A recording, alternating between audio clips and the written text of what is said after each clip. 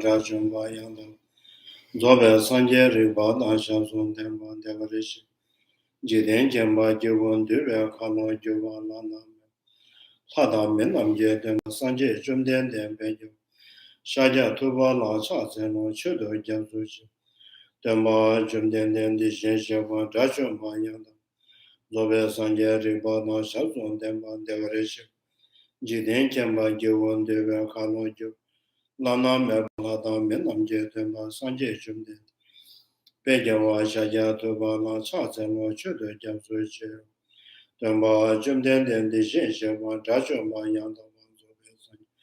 Ribada Shazon Demba Devarish, Jiden Jemba Jivon. Kalo Juva Lana Meba Hada Minam Jetem. Sanje Jumden Bejawa Shaja Tuba La Chazeno Chudo Jamsushi.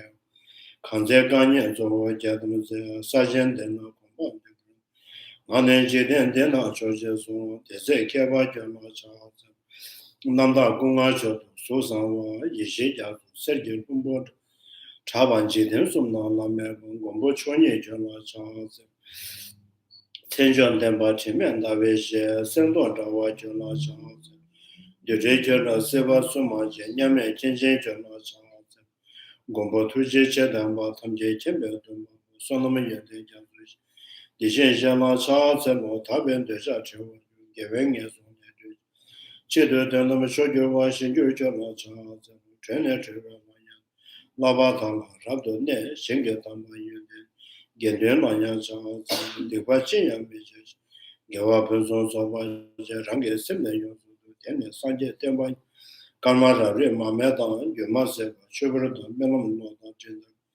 The Jejan Detrata, Sonum Diatam Jesse, you come out and they change it. Nada, nada, she will love to be severe son and to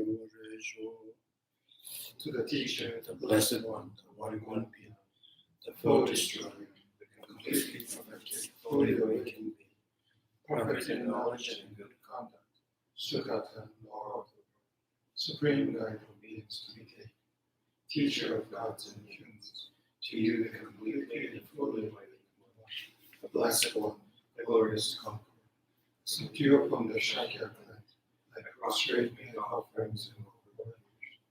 To the teacher, the blessed one, the one God beyond, full destroyer, the completely perfected, fully awakened being, perfect in knowledge and in conduct, Surata in all the world, supreme guide of beings to be tamed, teacher of gods and humans, to you the completely and fully awakened one, the blessed one, glorious conqueror, the subduer from the Shakya clan, I prostrate me in offerings and go for refuge. To the teacher, the blessed one, the one God beyond, full of destroyer, the completely perfected, fully awakened being, perfect in knowledge and good conduct, Sugata, the all of the world, supreme guide of beings to be tamed, teacher of gods and humans, to you the completely and fully awakened one, the blessed one, glorious conqueror, the subduer from the Shakya clan, I prostrate me in offerings and go for refuge. When the supreme among humans you were born on this earth, you paced out 7 strides and said, I am supreme in this world. To you who are wise then I prostrate. With the pure bodies formed supreme to pure, wisdom motion like golden mountain, fame that blazes in the 3 worlds. You know the best, to you I prostrate. With the supreme science, face like spotless moon, color like gold, to you I prostrate.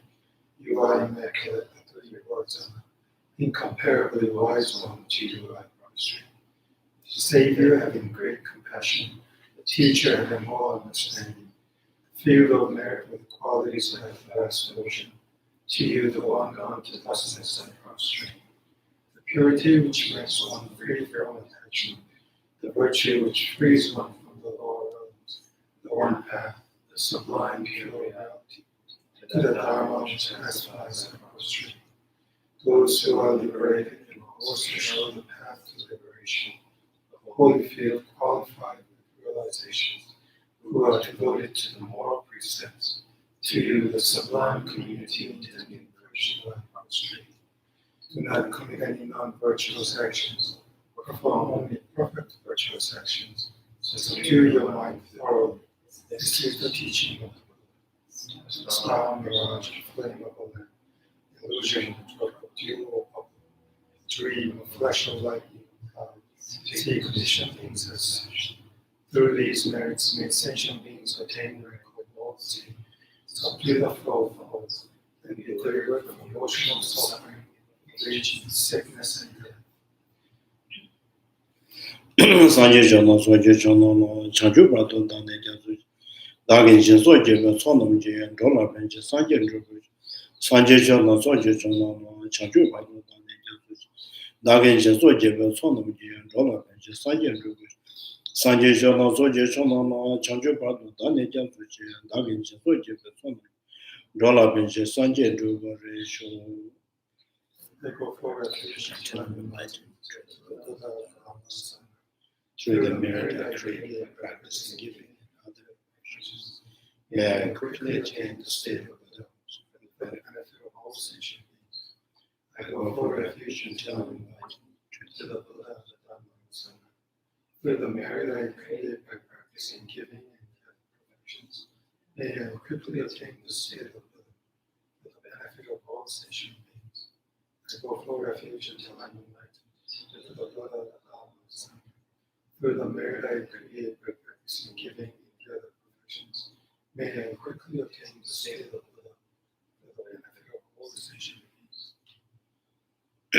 Pumeya Bumbo Legime, Tela Bumbo Dedeme, the Shinshiba Bumbo, the Shinshiba Kaji, Kete Sanje Bumbo, Tene Rajin, Rajin, and the Shimula Kamai, Kanshi Shinjamo, then the Tadani, Kanshi Tani, the Shida, the Shinshiba, Kete Rashi, Yamana Shimoya, Rajin, the Shimo, the Shishi, the Kang, Kete Bumbo, Madame, the Shinshiba, Gayana, Tene, Tadu, Tene, Pumbo Nala, Madame, the Shinshiba.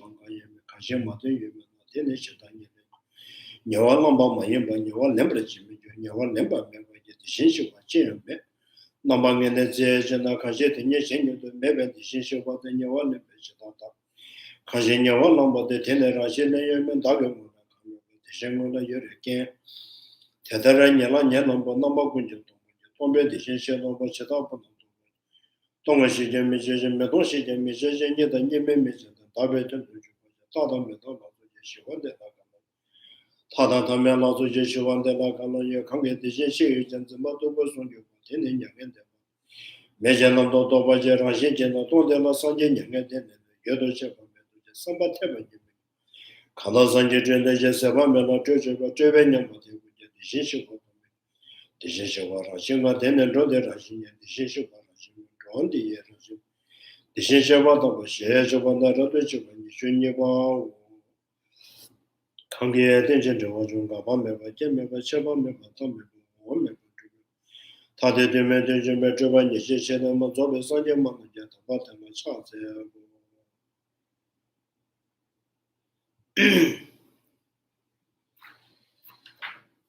So looks like that. Page 166.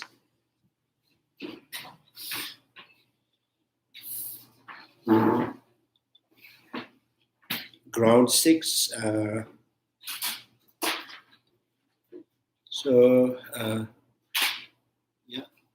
Those who understand this emptiness of phenomena and also conform to the law of karma and its result, that is more amazing than the amazing. So that is more wondrous than the wondrous. So I think this is kind of unique quality of having been able to keep the balance of the conventional and ultimate reality. Right? So this was saying this is the more amazing than the amazing.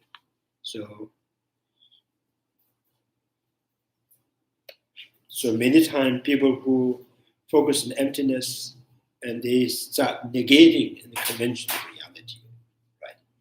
So sometimes when we focus on the conventional reality and we tend to kind of believe these are solid and concrete existence, so like falling into one side, right? So keeping in balance, stay in the middle. Because of the understanding emptiness, things can arise dependently. Things dependently arising, therefore things do not independently exist. Right? So empty, because of the emptiness, there is dependent arising. Because of the dependent arising, that is the meaning of the emptiness. Right? So, and also conventional and ultimate, the true truth is true not because of their, not because of the ultimate truth, the conventional truth by themselves are separate. Right? They are not separate by themselves. They are separate because of the true subject. So one is objectively analyzing, searching, right? Seeking what is the kind of, how things exist intrinsically. And finding no intrinsic nature is the one way of kind of, the subject, kind of, one way of the perceiving the ultimate reality. And then the second is another mind or another subject that is looking something dependently, right? By finding short and then found tall. Because of the tall, there's a short, a good and bad. So something relatively existing. So the kind of, there's two kind of mind or two kind of consciousness, the way of mode of engaging an object, right? One is kind of, trying to see the objectivity and could not find any objectivity. One is just simply subjectively kind of contemplating or subjectively seeing things, comparing things, right? Relating things. Then you find something. So these are the conventional reality. So having understood the emptiness, how's that? Having understood the emptiness is, and then conventional reality are simply acceptable, right? Because of the emptiness. The emptiness means absence of intrinsic existence. Absence of intrinsic existence. For example, myself, right? Myself, when you see a person and man, and then wearing robe, taking vows, become monk, right? And then getting older, old man, and then if I go out and sell chai, and the chai man, so if I kind of make pot and selling it, I'm become potter. So it's dependent. I am going to be changing all the time, right? So these are the relatively kind of looking at things, how things are changing, relatively changing. And then ultimately means, what is that person? What is that I? Is it part of your elements? Is it breathing? Or is the heat? Or is the moistures? And then objectively, when you look into kind of, search that entity within the basis, and then there is no such person at all in the element or outside of the elements. There is nothing. So, and because of that emptiness of myself, so I can be manifest, I can be characterized, right, by depending on depending on the robes, depending on vows, depending on titles, depending on the possessions. I also change all the time, right?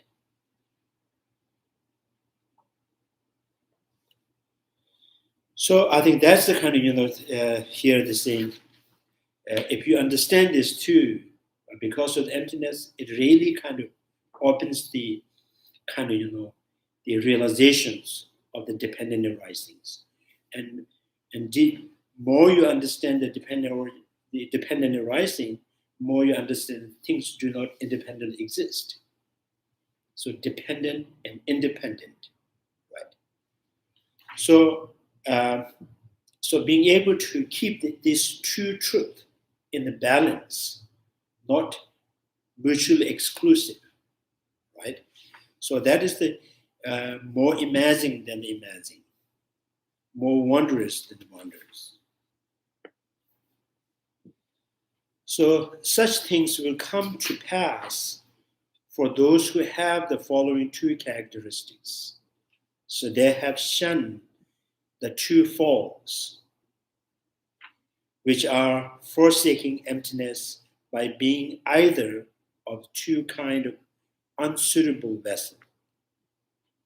One is simply dismiss the kind of concept of emptiness, and one is misinterpreting the emptiness. Emptiness means nothing, right?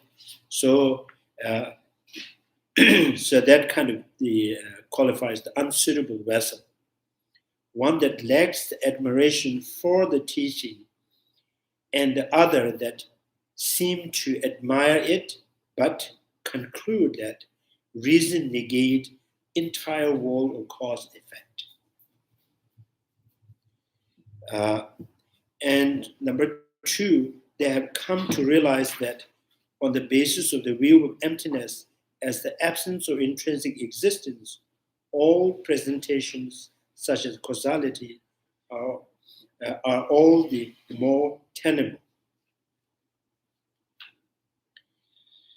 So otherwise, when one elects to engage from standpoint of someone who has found the view, the entire presentation of karma and its effect, such as moralities, risk being reduced to something akin to an accounting rigid, yeah, or rabbit horn. So one might come to hold the view that all such presentation of the morality and so on are for the benefit of those who have not understood the definite meaning, but are irrelevant for someone who has understood the definite meaning. So they are nothing but conceptual fabrications.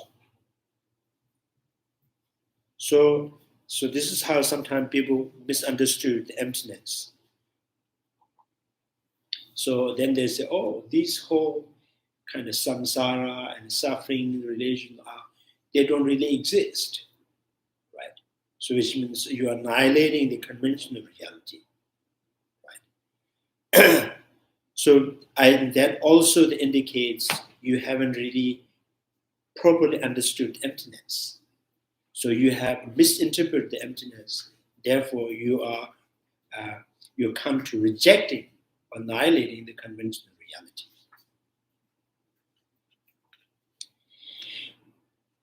So so they are nothing but conceptual fabrications, and all thinking constitute the grasping at the sign and the form of clinging to true existence.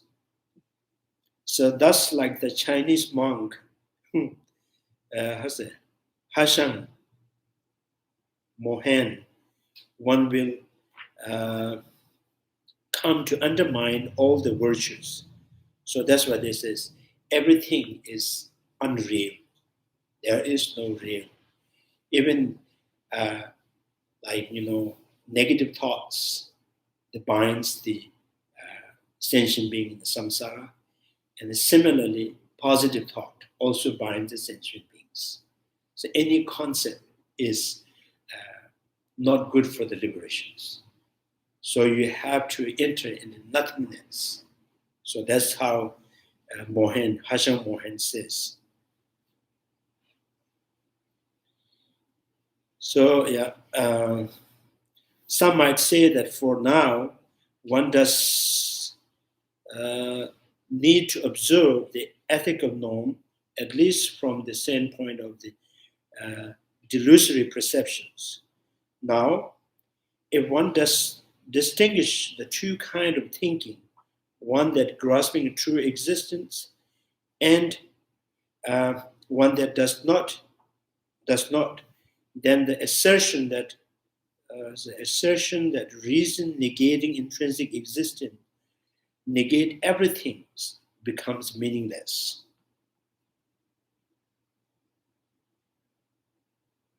So it's kind of, you have very kind of, narrowly kind of,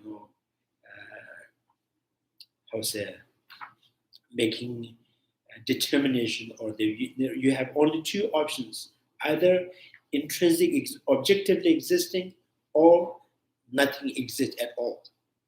Two. So they go for nothing. So if things exist, it has to exist intrinsically. So yeah, intrinsic existence negate everything is meaningless, meaningless chatters, right? Yeah, everything becomes meaningless chatters.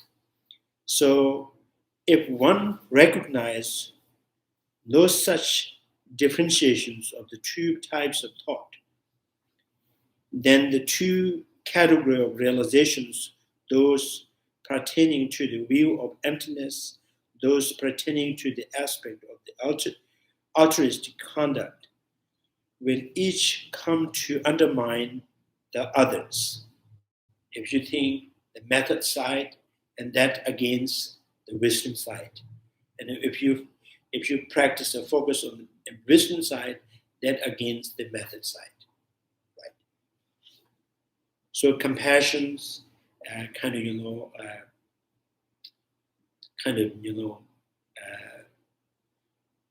so I think here the compassions against the wisdom against the compassion.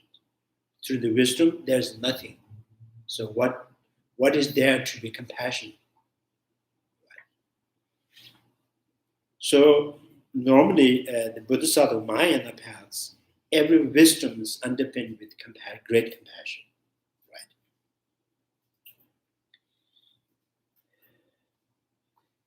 So each come to undermine this, just like heat and cold method. Therefore, it will become impossible to define. Number one, delusory perspective standpoint from which things are presented, and number two, that which is presented, and number three, what are being presented, so to speak, in such terms that things are presented purely from the delusory perspective, so amount to nothing but conjuration in the dark. Such protagonist in effect uphold the very standpoint critiqued by the treatises referred to the above. So which means this whole lead to darkness and confusions.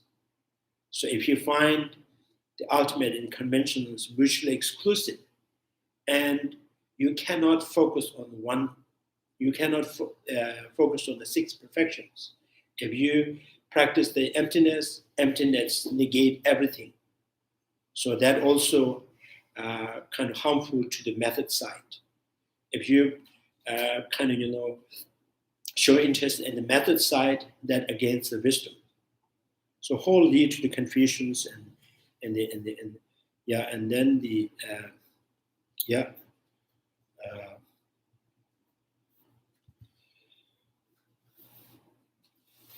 but still, this emptiness is the realization emptiness, the only gateway to the liberation enlightenment.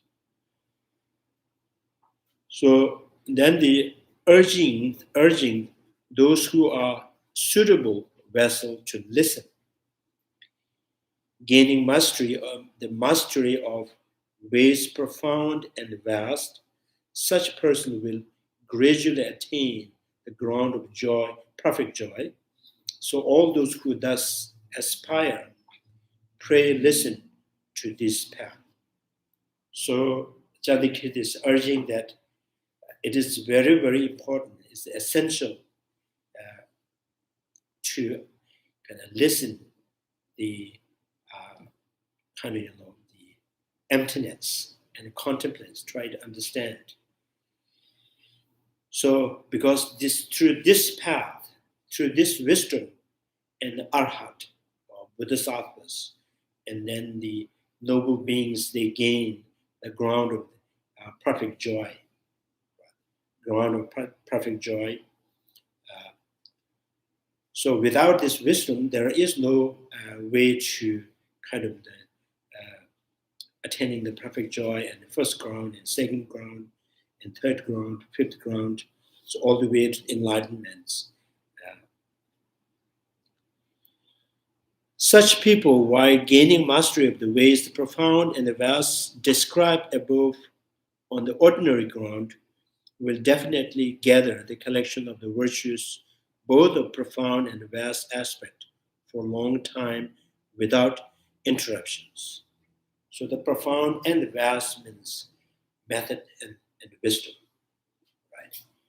So perfection of the wisdom, and then rest the 5 perfections: generosity, morality, patience, concentration, joyous effort. So these are the other side, the vast aspect.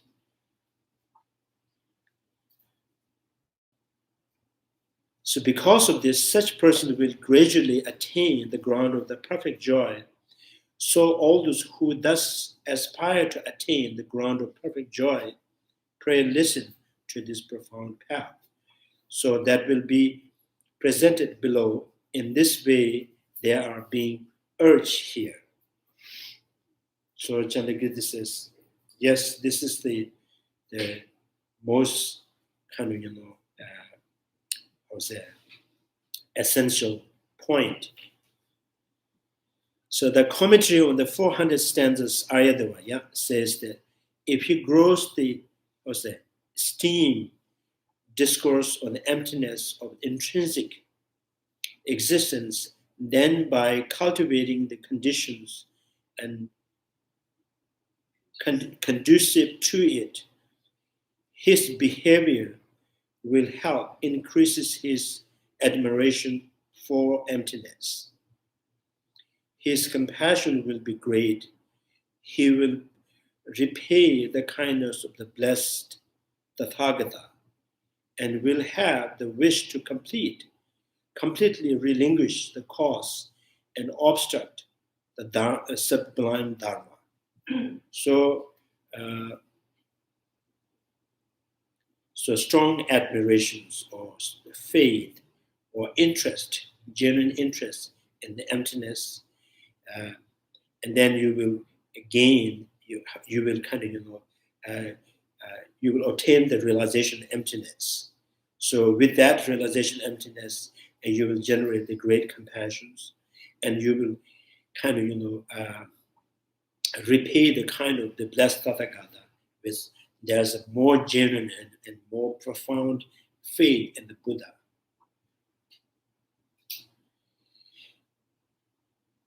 So, and then you will have a desire to relinquish the cause that obstruct the sublime Dharma, which means 2 kind of defilements, afflictive emotions and the stain of the afflictive emotions. Right? So, and of course, and then this Mahayana Bodhisattvas, he will consider the destitute and will give away even those things that are hard to give. So then there is, possible of opening your heart to do anything for the other sentient beings, right? Something you don't give normally, and because of this compassion and the wisdom, that really opens your kind of, heart and kind of generates the willingness to benefit others. he will gather others as well through the four means of attractions. So usually in Tibetan, doing means is like drawing attention. That the four ways they're drawing attention, right? Sentient beings' attention. So what are the four means to drawing attention from the sentient being? So first is the generosity. So you have to be generous to giving teachings, giving anything that is suitable. That is the that is the one of the to drawing attention from the sentient beings. Jembe yamo legless and nyembrama tamchin. Nyembrama means soothing,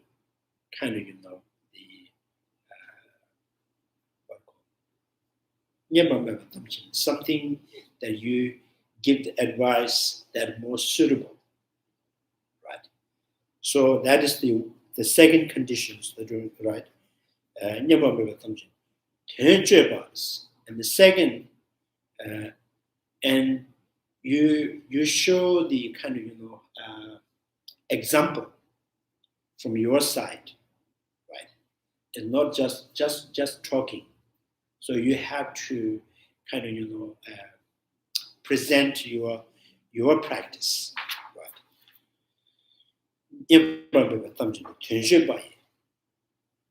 And then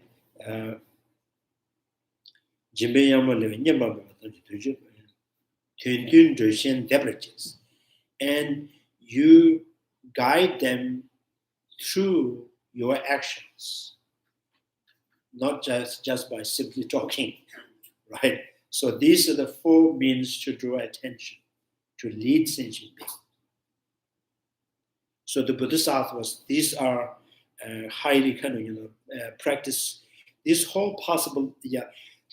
practice is possible only because of the wisdom realizing emptiness, and that generates the great compassion. Right?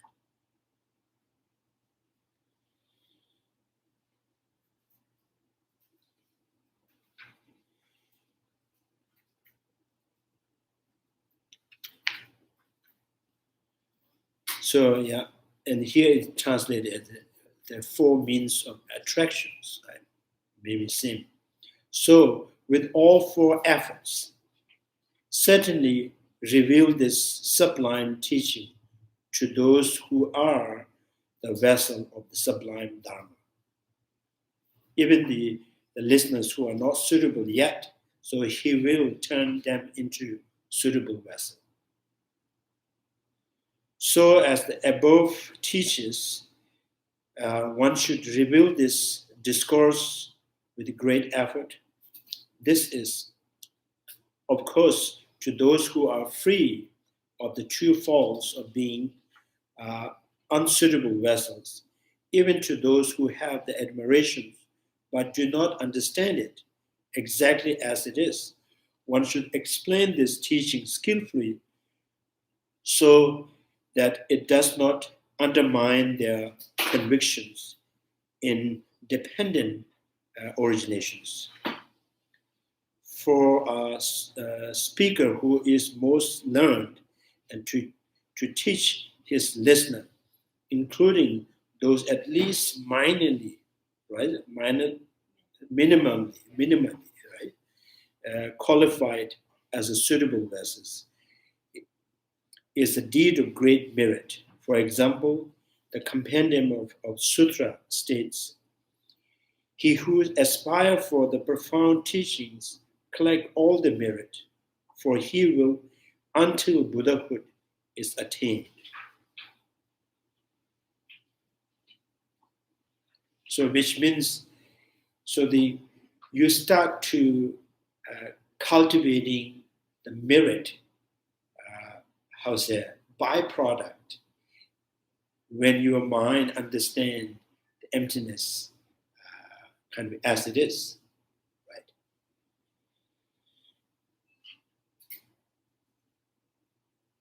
So this merit will continuously collecting until you attain the Buddhahood. Accomplish all the mundanes and supramundanes perfect factors. So not only temporarily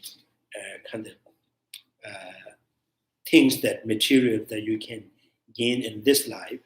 Not only that, you in continuous with next life and next life and next life, and not the mundane things, super mundane things, the clairvoyance, and all these kind of good qualities. This is spoken to the gift of the Yud Ratna Sutra.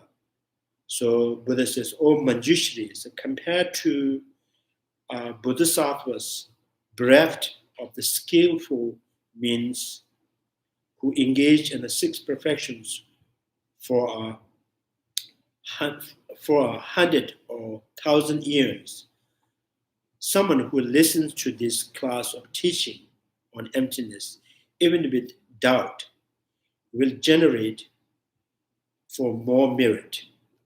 So this is like, bereft of skillful means now, who lacks the wisdom and trying hard, not just for one life, many lives, trying hard to practice the six perfections. Because of the lack of this wisdom and understanding emptiness, so there's not much change that he can see.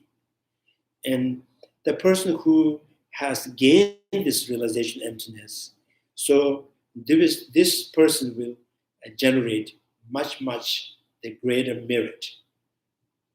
Right? This is like someone who is many hours trying to push the kind of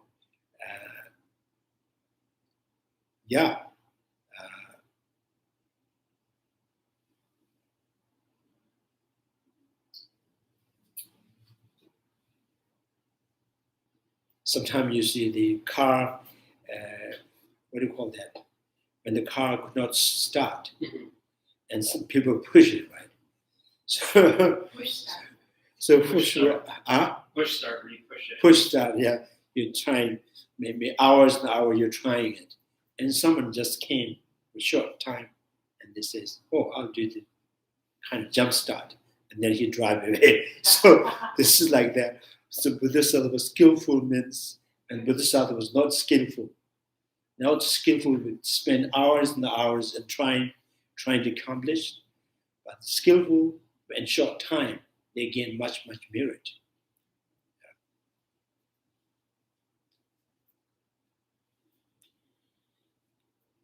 So I think that's why here the Buddha Shakyamuni telling the Manjushris, even if 100 and 1,000 years, someone listened to this class of the teaching on emptiness, even with doubt, not completely understood intellectually, but still not sure.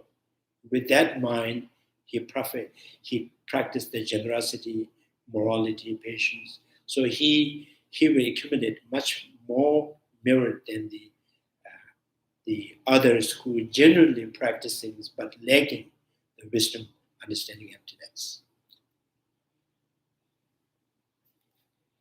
So in the Diamond Karya 2, it says, the Blessed One stated, Subhati, what do you think? Say, for example, there were bank of the river Ganges, equal number to the number of the grains of the sand that exists on the bank of the Ganges.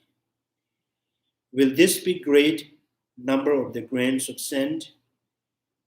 If the grain of the sand on the bank of the Ganges River so numerous, what need is there to speak of the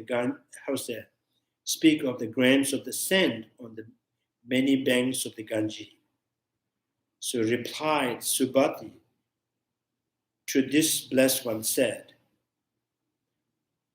O Subhatis, I will share this with you. Understand thus, say a man or woman fills wall equal in number to the grain of sand on the bank of the river Ganges, with 7 types of the precious material, and offer this to the Tathagata, will that man and woman generate on that basis a vast amount of merit? And Subhati says, "O blessed one," replied Subhati, "Yes, this will be vast amount. O Tathagata, this will indeed be a vast amount." Is it vast, right? Then the blessed one said, "One who upholds even the stanzas of the 4 lines of this class of teaching reveals to others as well will generate even greater merits." So this is saying that the quality of understanding and then the merit through the explaining, even just for one line, right? So accurately kind of explaining even one stanzas will generate the merit far greater than someone who offer,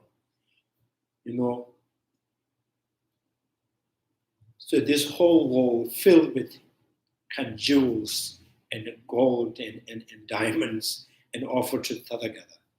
Right? So which means Tathagata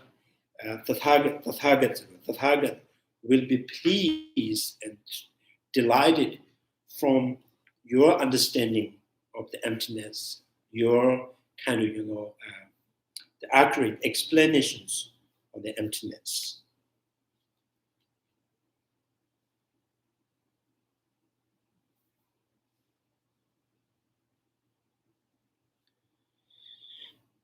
So yeah, that's the in the Treasury of Tathagatas Sutra 2, after enumerating the 10 great non-virtues, it states that if someone who possesses this were to enter the teaching of the selflessness, so engage in teaching of the selflessness, with faith and aspiration to understand all phenomena as being primordially pure, every phenomena, every existence, every relatively existence, and objectively they don't exist at all, right? Primordially pure. So primordial pure, and another word means this, the relatively existing things that really exist in your mind, right? They don't really objectively exist. That very absence of objectivity of the conventional reality is not created by Buddha, right? It's not created by Buddha. It's not happened after the Buddha. It just seems very hard to conventionally get away from, oh, I'm not wearing this little pair of glasses anymore, so it's not real. It's gone. It's non-existent. Yeah, I think that's the kind of, so I think we have 2 kind of conventional reality. One that exists through the sensual perceptions, and one that exists within the concept, right? So sensual the object, the 5 sensual objects. So they also exist through the creation of the many things together, right? Like, for example, a color that exists through the the collection of the eye sense power to eye sense power that can receive the reflections, and then the reflections due to the space and the light, right? So and then to get the reflection, there must be some kind of form that light can hit on, right?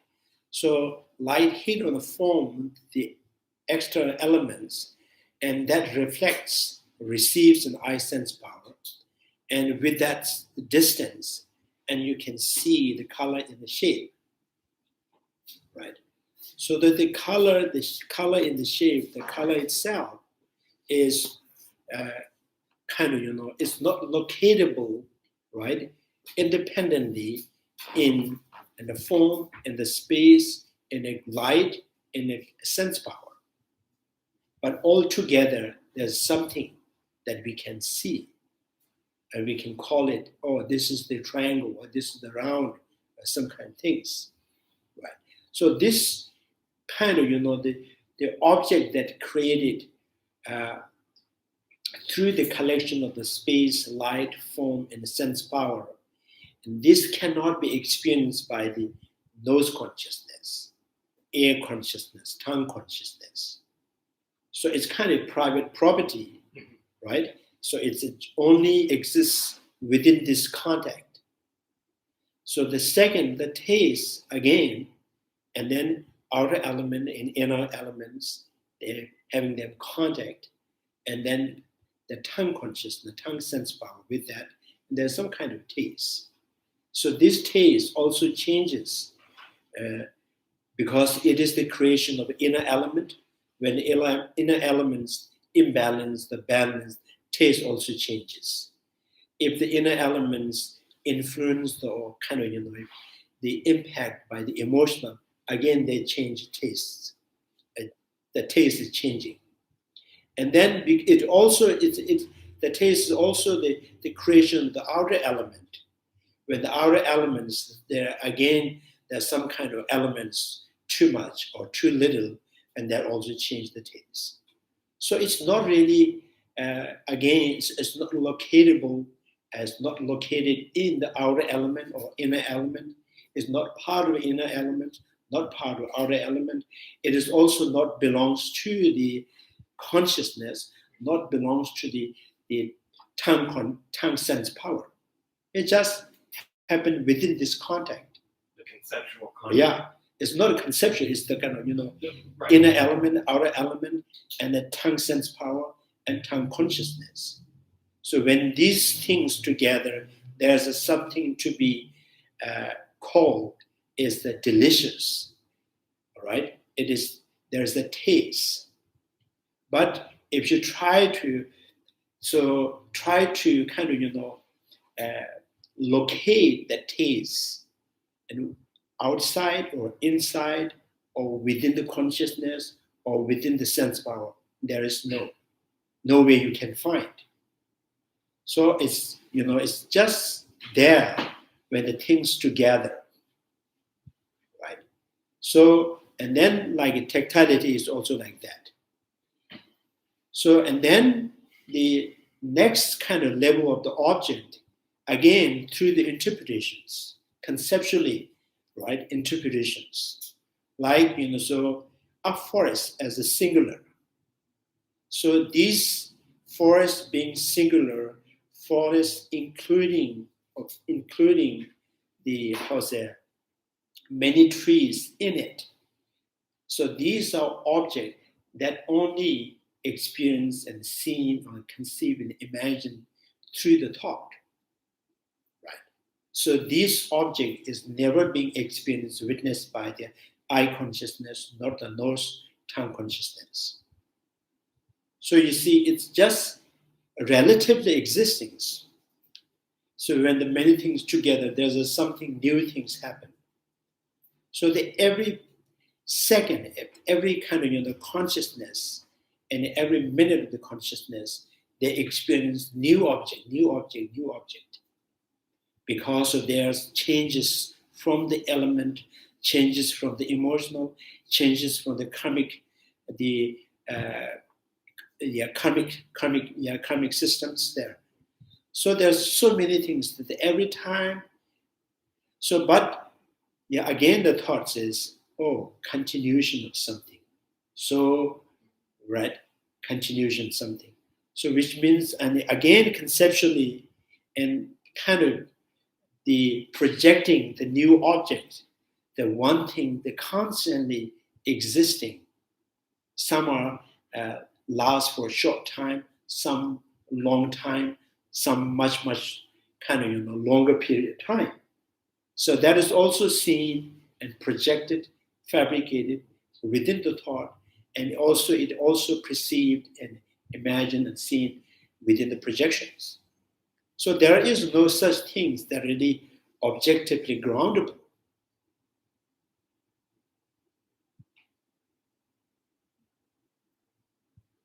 I think because we are so much, there's everything that you see and smell and taste and tactility, you conceive, all out of creations, right? So, and then not being able to understand these are the creation from the dependent arising. And we tend to believe in the things, we see them in solid and concrete existence. So when this becomes the condition to be excited, we are overly overwhelmed and exciting, and this is really harmful to you, and that's really put you down, right? So you see, the suffering is through the mental fabrications, and happiness, excitement, right? And also through the mental creation. So there is no objectivity, but everything is dependent arising. So when things are dependent arising, nothing independent exists. But our suffering, our mental disturbance, and tends to things, everything is solid and concrete existence. So this is why I'm saying the cause of the sufferings are misconception.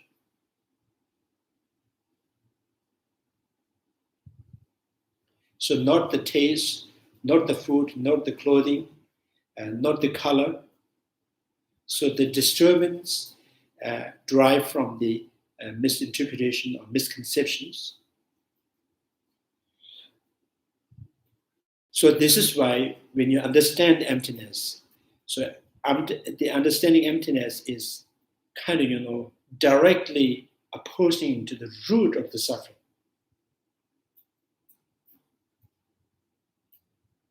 So I think that's why the Buddha says, one who with this realization emptiness and all he has committed misdeed and no longer be the obstructions, which means this negative deed won't let him fall in the lower realm because his mind is more awake in the reality.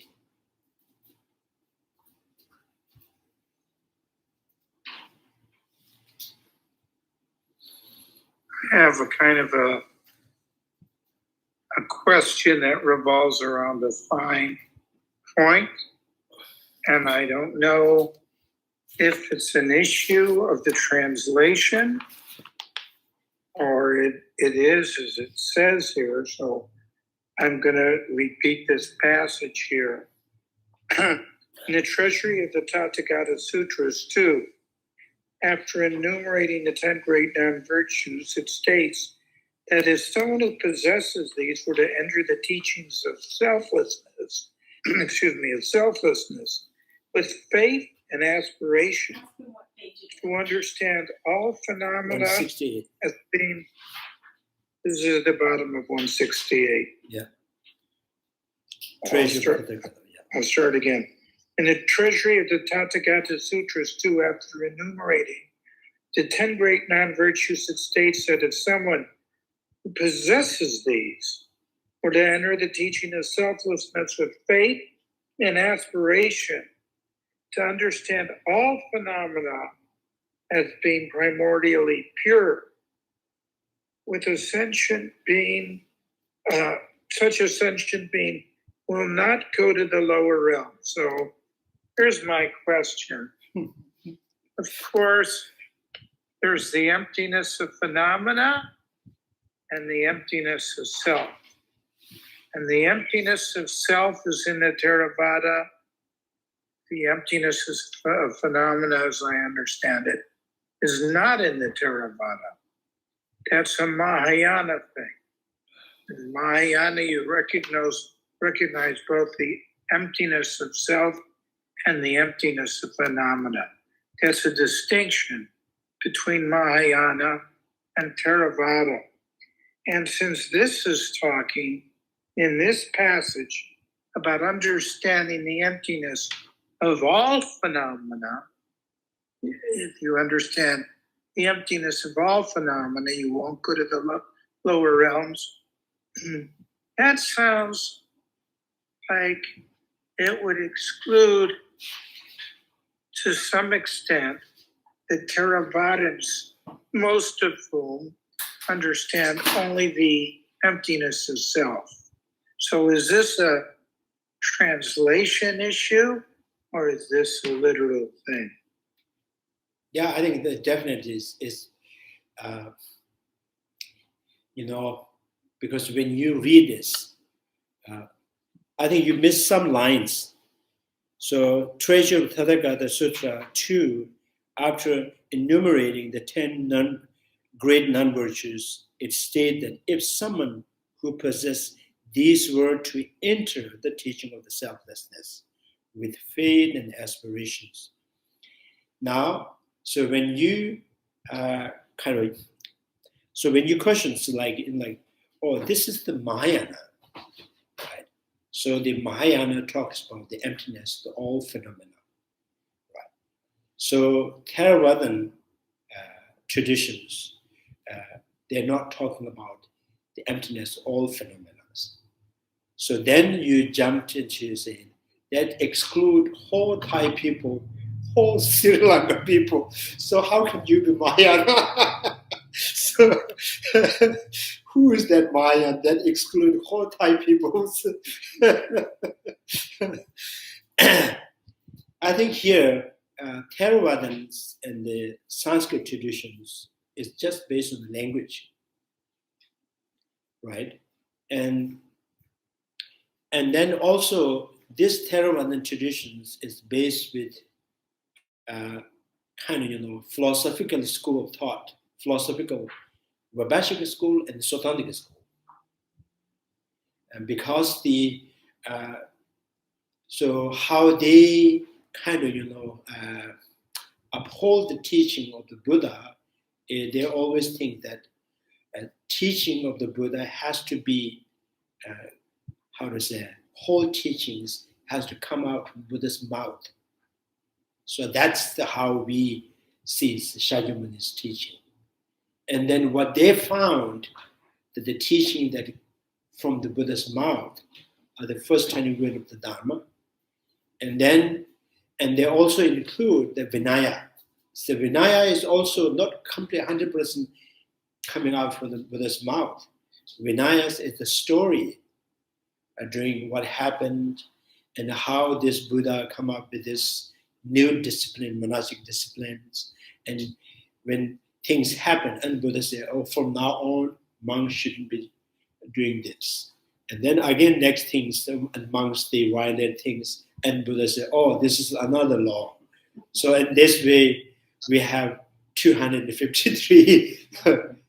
So they say is the teaching of the Buddha has to come out from his mouth, right? So then that shrinks the teaching of the Buddha, because Buddha's every teachings are not just single person is talking, and there's a discussions, a question and answers. So Mahayana is the teaching of the Buddha is not determined by mouth of the Buddha. Teaching of the Buddha means, dharma. So dharma means the understanding of the dharma, which can protect the mind from an afflictive emotion and stain of afflictive emotions. That is the teaching of the Buddha. This can be taught by the Buddha himself. This can be taught by the disciple of the Buddha. This can be kind of understood from even just the blessing of the Buddha. Or this can be done by just by reading of someone else's commentary, you understand. And whatever you understand, the dependent origination, that is the teaching of the Buddha. That's the Mayan interpretation of the Dharma teaching. Right? It's not necessarily every time we have to kind of listen from the Buddha's mouth. So which means if that is the case, and Buddha teaching only listens people who are at that time, right? So after Buddha passing nirvana, so no people can have Buddha's teaching. I think this is how they narrowly interpreted it. So because of that, the school taught Vaibhashika school, Sotantika school. Sotantika school means they take literally the kind of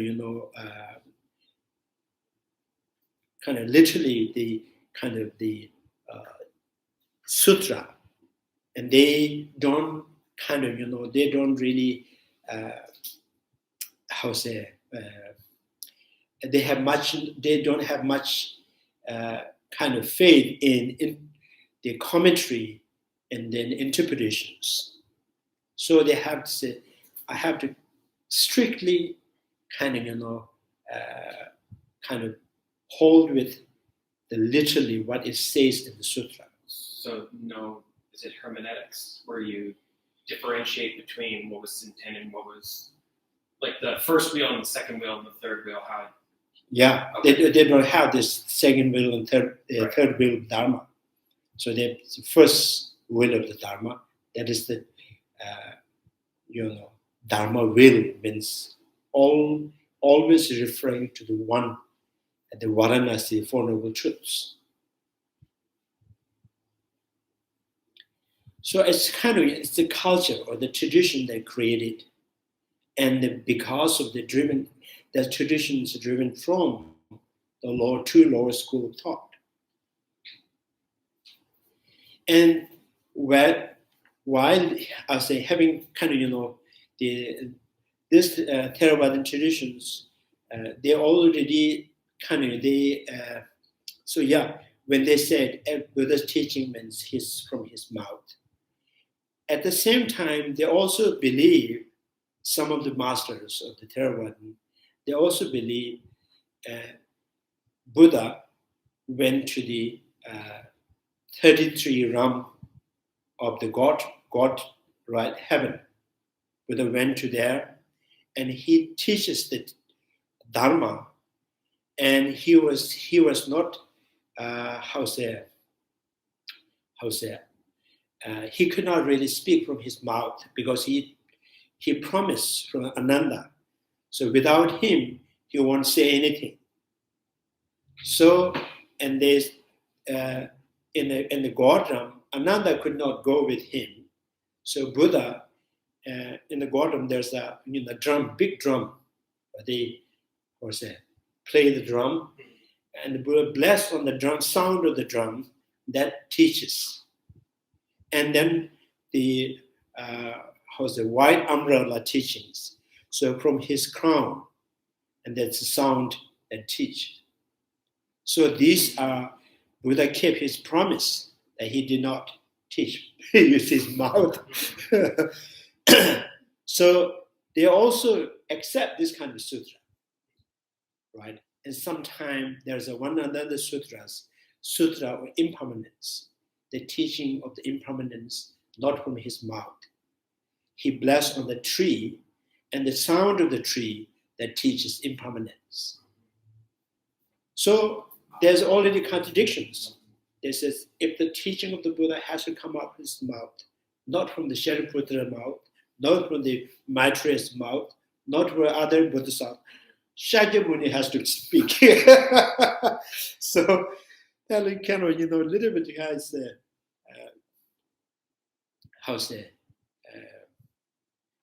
Yeah, so it's a very narrow thinking. So, but still is a tradition. So that's why the Theravadan traditions. Right? So these people who only speak the Pali and the Sanskrit traditions, I think they kind of follows the school of thought of the mind-only school, medieval autonomous school, the Prasangic school, and they accept and Hat Sutra and Refuting Sutras. These are whole. They believe these are the Buddha's teaching. So it's kind of this is the tradition. It's not the Theravadan and Sanskrit are not two kind of Buddha's teaching. It's rather two traditions, how they follow the Buddha's teaching. So when it comes to the Hinayana and Mahayana, right, all this arhat, the follower of the Hinayana path, right, Shariputra, Mongolputras, many arhat. So they also join the teaching of the Maitreya, right-saving sutras, and all the discourse they listens, they follow. So to be liberated, you have to understand the emptiness of all phenomena. Right. So that's why I'm saying every tradition has a kind of the goal. When you reach that goal, you have to leave that tradition, right? So every boat has the kind of goal to reach a certain shore. So once you reach there, you have to leave the boat. You don't carry the boat. So then you go another. If you go by train, you go in the train. When you reach the station, leave the train. Don't carry the train. So then go to the airplane, get out from the airplane, just come out from the airport. Don't try to kind of drag the airplane. Right? So these are the stairs that help you to reach certain point. Right? So this is like clothing. It's a winter clothes and summer clothes. And when the summer comes, the winter clothes, you just put it, just wash it and kind of pack. In the winter time, then you just wear it. You don't say, "Oh, I was wearing this winter. I should wear this in the summer." So is the tradition is more like culture, and culture they created directing to the certain point. It's just vehicle. That's why I see people Mahayana vehicle, Hinayana vehicles. So vehicle don't drive in the house. You just park outside. So, yeah, I think sometimes people too much kind of obsessed with their tradition. So if you are too much obsessed with the traditions and you don't really, you always kind of miss the real point. So an obsession on the traditions, the culture, so that I think that's a religion.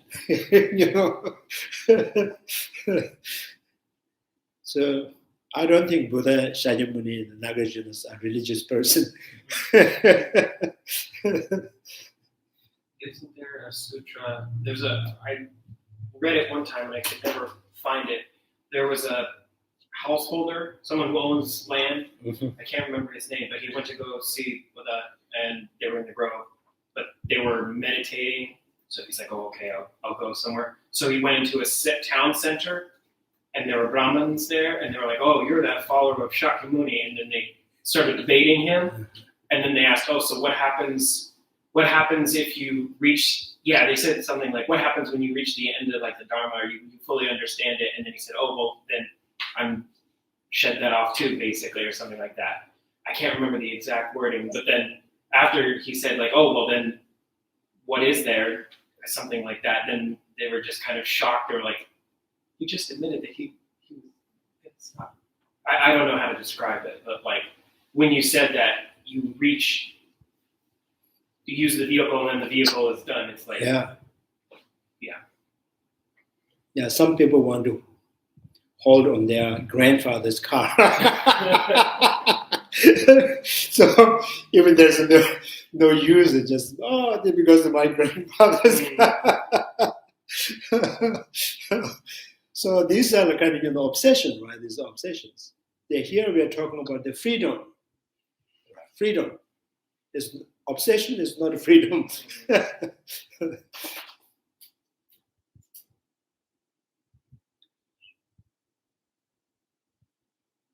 So even the teachings, like the certain instructions. So these are also temporarily used. Once you got it, get the essence, just leave it and find another instructions. Right. So this Singtadabans, you have to abandon like a boat and not abandon like negative things. Right. So abandon like a boat means you use it, and after having used it, and leave it. So in the afflictive emotions, abandon like destroying like enemy, right? The instructions abandon like boat. So you have to rely on it. Right?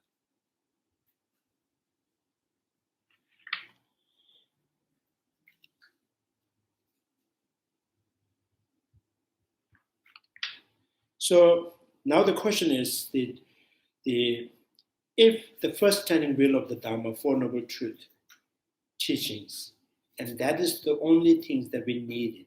We don't need other teachings.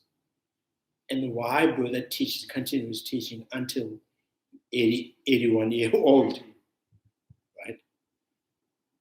So if that's one teaching is enough, so why he need elaborate on his teaching again and again and again? So I think that's, sometimes people just kind of, too much kind of, guarding on their way of doing, their traditions. Yeah, this whole kind of, there's a one day during the Buddhist, and I think before the Buddha Shakyamuni told that story, and the previous Buddha, and there's a great king, and in his dream,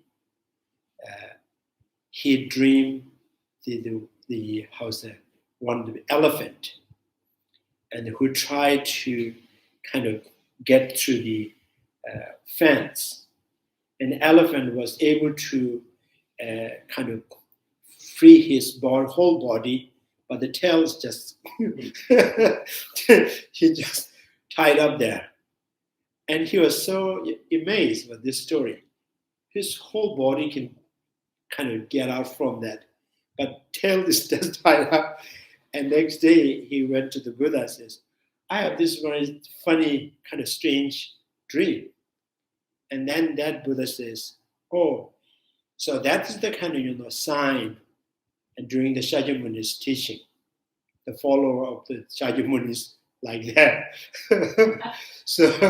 so their whole life they try to free from the samsara, and somehow they got tied up with my tradition, my school, your school. So your tail is just tied up.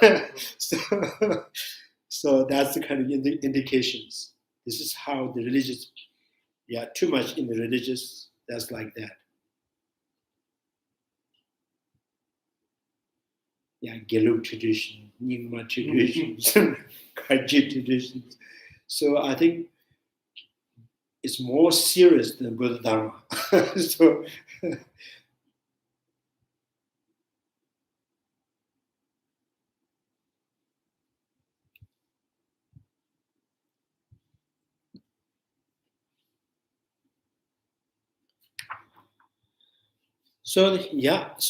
the emptiness is only gateway to the liberation. The emptiness, if you understand emptiness of one phenomena, you understand emptiness of all phenomena. So,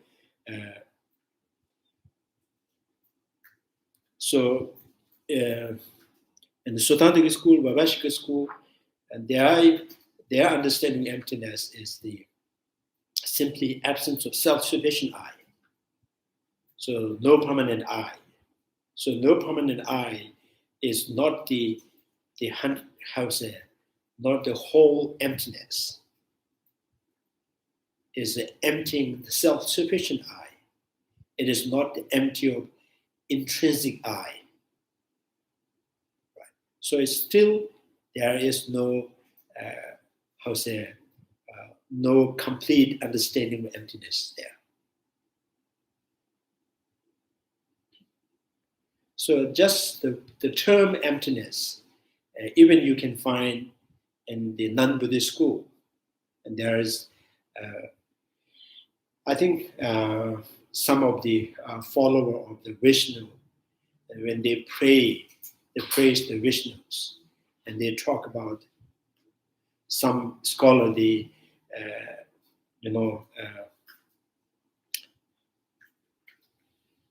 I think they praise the Vishnus is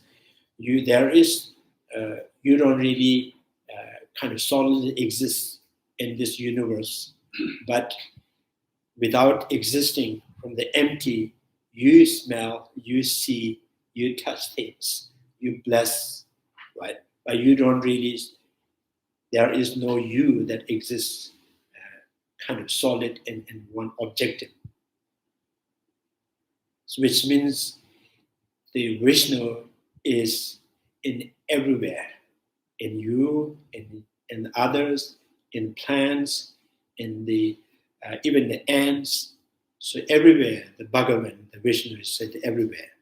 You don't have one thing, that one kind of independent thing. So they also use the kind of the term emptiness.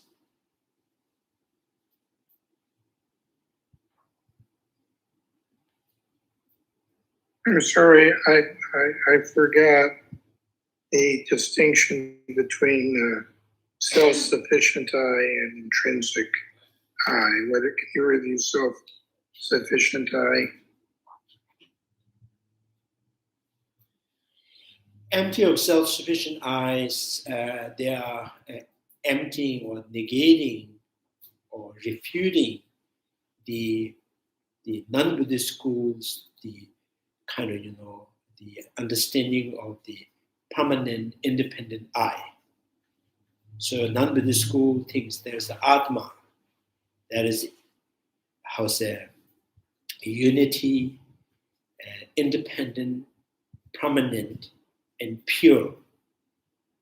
So Sotanthic school, Vaibhashika school, simply negating, refuting that kind of I. So that I is a self-sufficiently, right? It exists self-sufficiently, means it exists by itself as a pure, independent, permanent. So that kind of self is, not tenable or not exist. Right? So that's kind of called absence of self-sufficient I. So they're not saying the self or I in general, right, is not inherently exists. It's in here within the consciousness. The self in general in here within the consciousness. And some of the Vaibhashika school says every 5 aggregates are illustration of I. And some Sotanthic school says no, 5 aggregates are not illustration of I, but the continuity of the consciousness, mental consciousness, is the illustration of I. So the I or the self is inherent within the continuity of consciousness or mental consciousness. And mind-only school, and there's mind-based all. That is I. So the I inherently exists. So the Prasangika school says there is no I at all within the basis.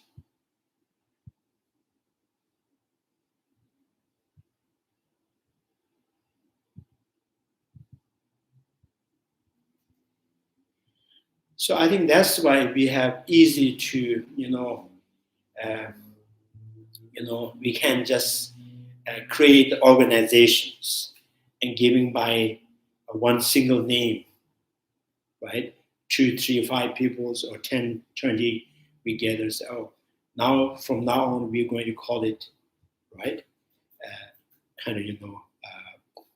This name. So David's organizations, right? So they just, it exists. So, but the entity that you have constructed and projected and you created, it's not really intrinsically exist.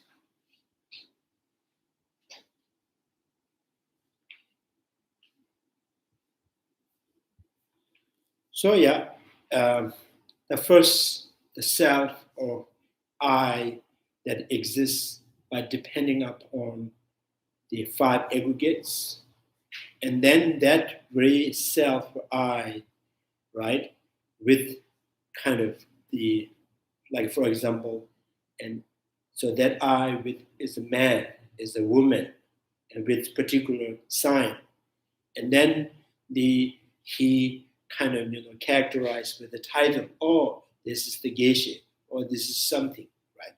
And then again says, oh, now he is a monk, right? And then he can be changed to something else. So he is potter, he is a carpenter, right? So if the intrinsic exists, it's not easy to change there. It's objectively exists, right?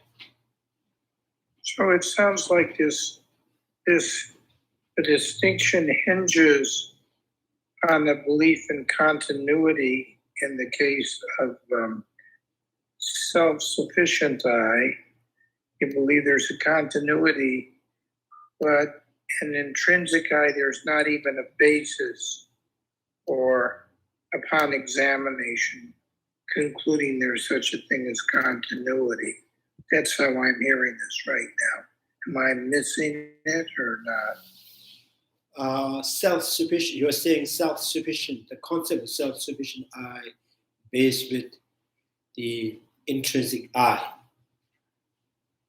Yes, yes. Because the self can be exists in and of itself. If anything that is self that exists in and of itself independently, and it must be exist inherently.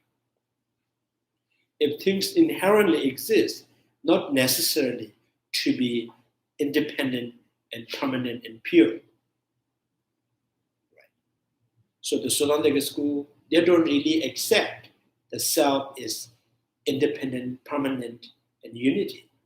But the itself is inherently exist. Mm-hmm.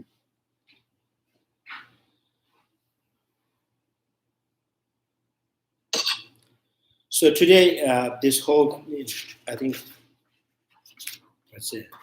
two pages is really kind of showing the unique quality of the realization emptiness. So the power of that emptiness. So it's it allows you to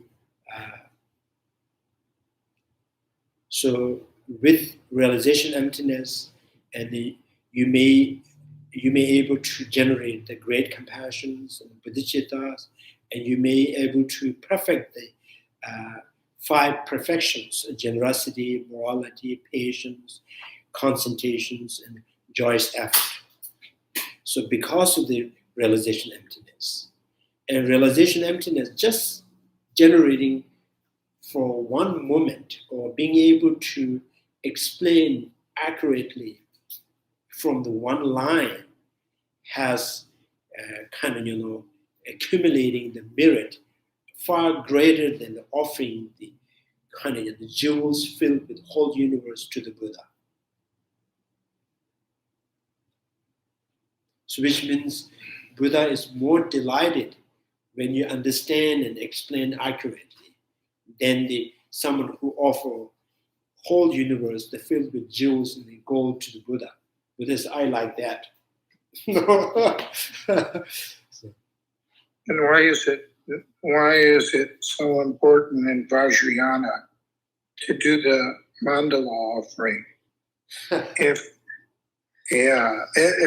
emptiness is more profound, there's more merit in understanding that. Why the need to even do mandala offering? So why do you think what do you call Italian pasta and pancake? So which one you would choose? So if you like Italian pastas, so why do you sometimes want to eat the pancake? So we are comparing, right? So when you compare offering whole universe filled with jewel to the Buddha, that compare with offering realization of emptiness to the Buddha. So this is much greater. So we're not saying the offering to the Buddha has no meaning. So you can eat pasta, you can eat pancake, you can eat so everything, you can eat whatever you want. So when you come to the choosing, so there's options, and you will choose something. That does not mean you don't eat that.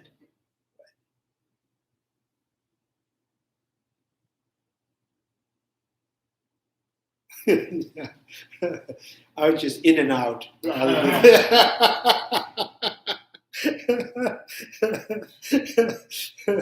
You want pasta? In and out, in and out.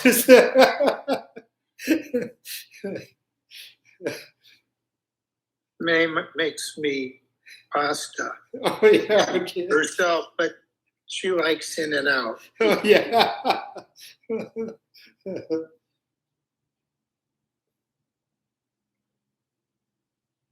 So the accumulation merit is offering mandalas is accumulating the merits, turning wheel of the Dharma, and circumambulations, recitations, meditations, and chantings, all accumulating the merit. Now, this whole merits is not greater than offering realization emptiness to the Buddha.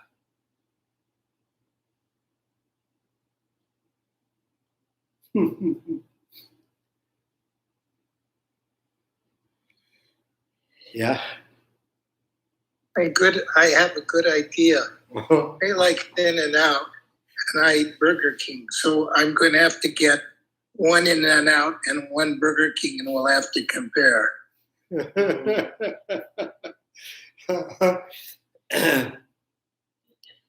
So no matter how many times you eat Burger King, you'll never become king. So,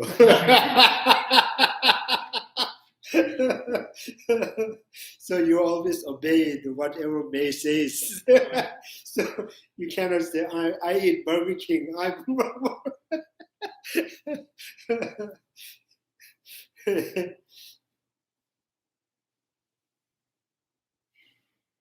think we always have this kind of misconception idea. If there's one is better than another, you just choose a better one and you discard the one is less good. And we have this fixed idea, only take one instead of take all of them. Yeah.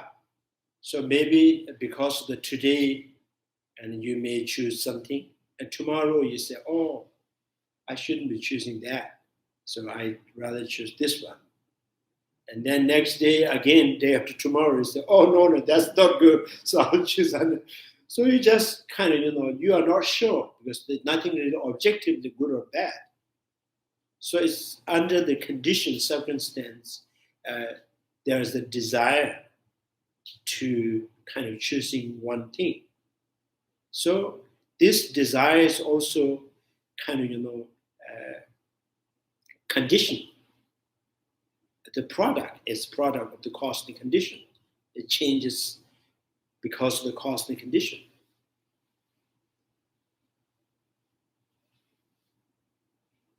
We don't choose one thing is the best for forever.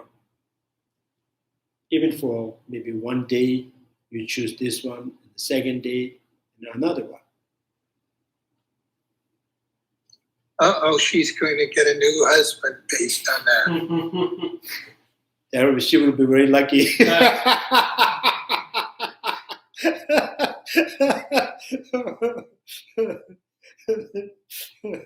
Then I have to bring Larry to here.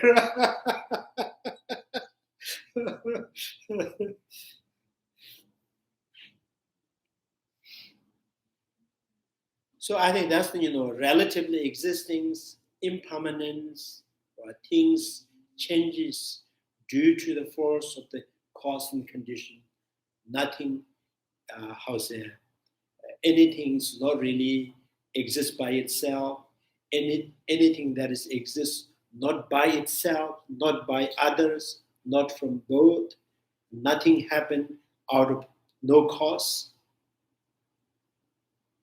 So, as I mentioned, the Nagarjuna's chapter 19, so the time exists when things disintegrate and arise. So disintegrating and arising is the source of the time to be existing. Right. So if you count, right, disintegration, 2-3 disintegrations and 2-3 arising, and conceptually kind of make a chain of these things and this or that short moment. And then you recall more disintegration, more arising, and you can say, oh, this is the day, or this is the week, or this is the month. So every duration has to be construct. There is no duration or endure or last or remain by itself. So whatever you call, you just make up in your mind, this will last longer, this will remain long. Whatever the durations, is constantly consumed by time. But for the satisfactions, we say, oh,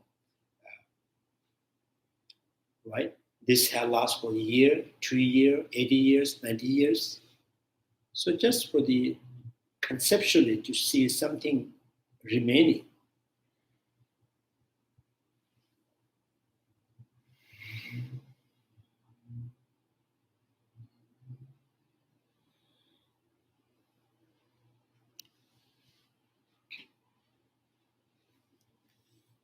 So the very idea of the impermanence, I think that based on that, and we can say there's the possible of becoming better and great, or becoming bad and worse and more worse.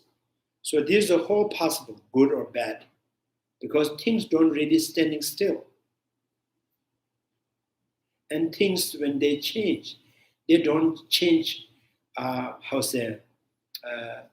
voluntarily. Things are changing due to the force of the previous cause and conditions. So anything that changes follows preceding cause. So follows the potential. So there is a chances, if you change the potential in the present, this will change the future. This raises an interesting question. Because on the one hand, in mind training, we're kind of taking responsibility for planting certain seeds and practicing certain things to change our behavior.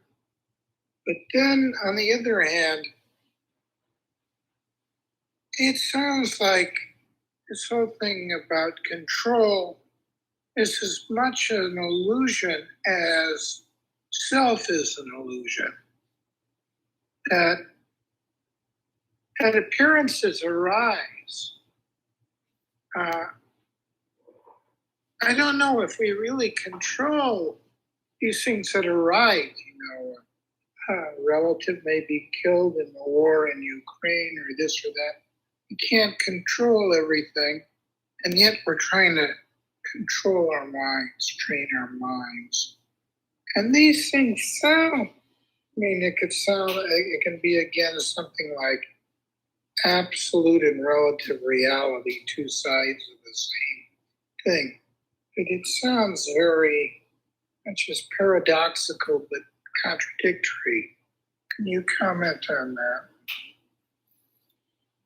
I think that seems like if you wanted to be happy that you can change yourself, or you wanted to be not happy but you could not change others.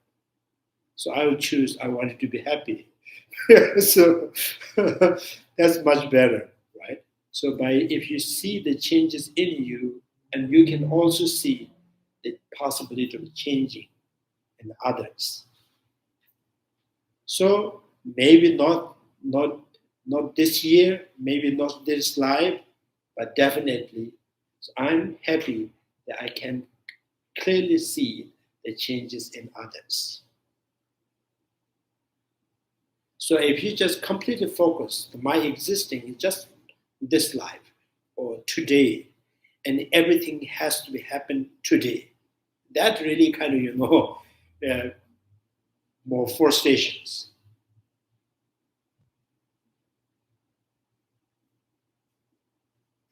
So I think this whole kind of, the war and fighting, quarreling, from the beginning, when the human beings started, so there's always doing like that. They cannot get worse than that. Right? And sometimes a little bit calm, balance, and again starting, right? And then just go a little worse. And then how much there you go on the top, you still have to come back. So just coming back and going up, it's like a temperature, the wave of the sentient beings. So that kind of, because of the human being or the sentient beings, their mind is totally hijacked for years and years by this misconception and delusions. So I think from the one aspect, so this is that's how you see the burning in California because of the drought. Right? And but we say, but you still can protect yourself from the fire, get burning. So I think you have to be more happier because I can, right, protect myself and other from the burning. That is a good thing. But there is no control of the fire. And there's no control of the drought. I think accepting the reality, accepting the conditions, and knowing the conditions are not really out of whim, not out of will, is all happened due to the previous cause and conditions. So the understanding of the reality as it is disregarding many disturbance and emotion.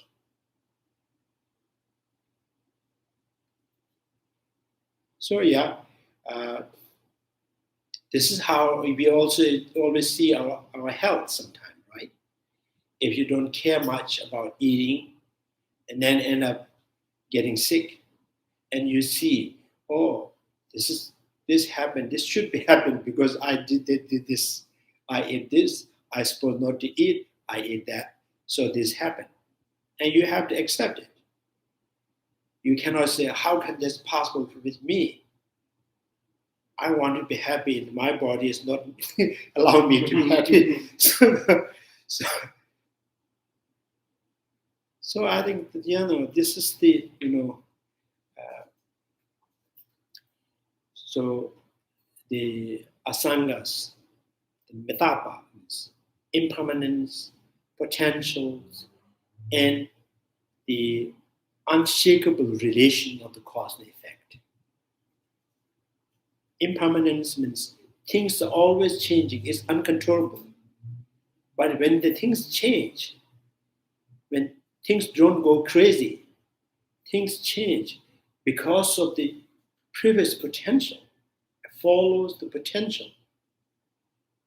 Like, when the rice born from the barley, tomato not coming from the kind of guava tree.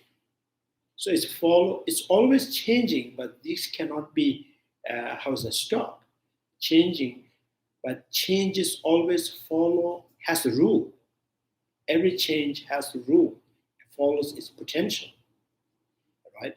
When the things following the potential and uncontrollably changing, and then you have to know its unshakable relation of the cause and effect. Right?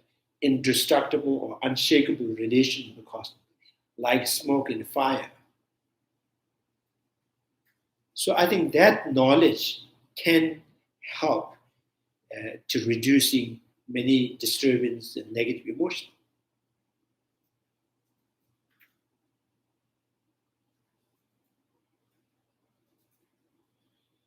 Yeah, wars and the fightings, and even during the Buddha Shakyamuni, there's always fighting. King Ajaysatthus and others, different kings.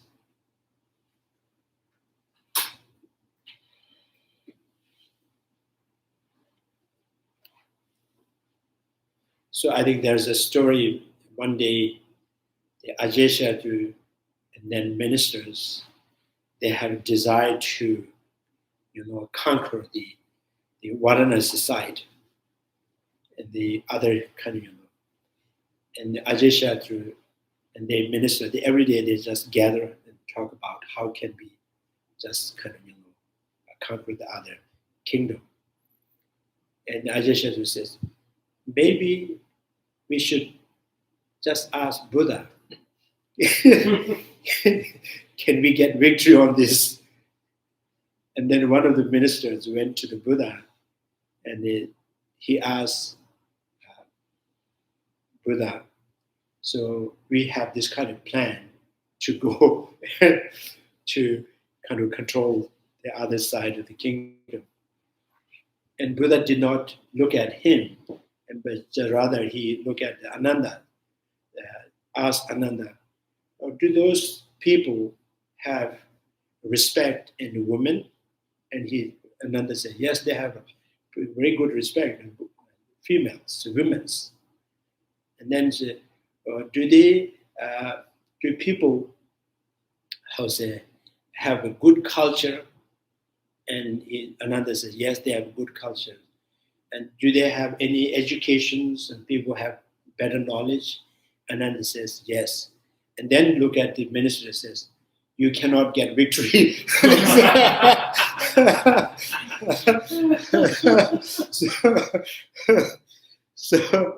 So that's what Buddha says. Now it is not possible here to go. So you see, even that time. So I think that really gives them idea. Sometimes because of the Buddha, then they says, now just going to war is impossible to get victory. So what we do is now go inside and divide them. So that's the kind of the Ajaysatthus they did. Yeah. So this is Sam Dan Dandabed. So that's the Hindi, in the Hindi they call. Some try to brainwash them, explain, and then some Dan giving them a gift, bribe, and Danda means punish, threaten them. If all not working, and divide them. So that's the final.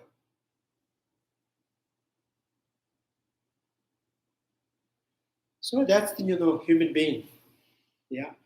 So we are right now. We are in the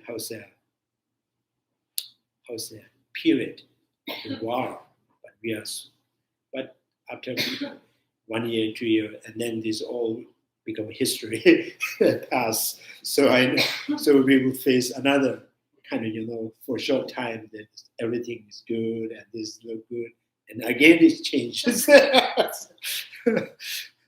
Yeah.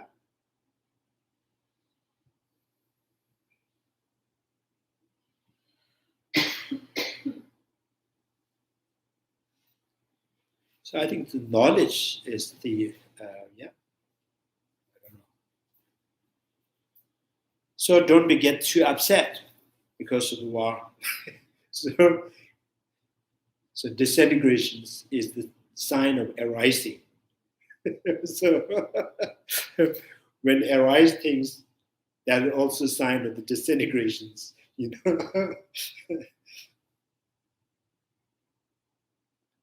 So if you want to stop the continue, and then try to understand emptiness.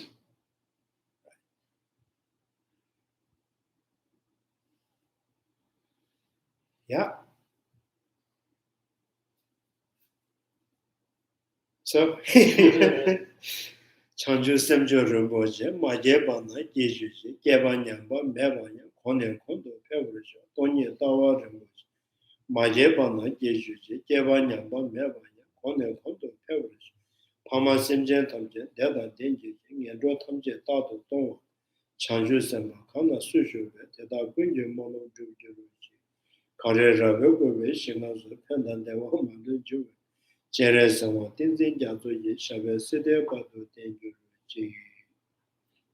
precious Bodhi mind that let born arise and grow.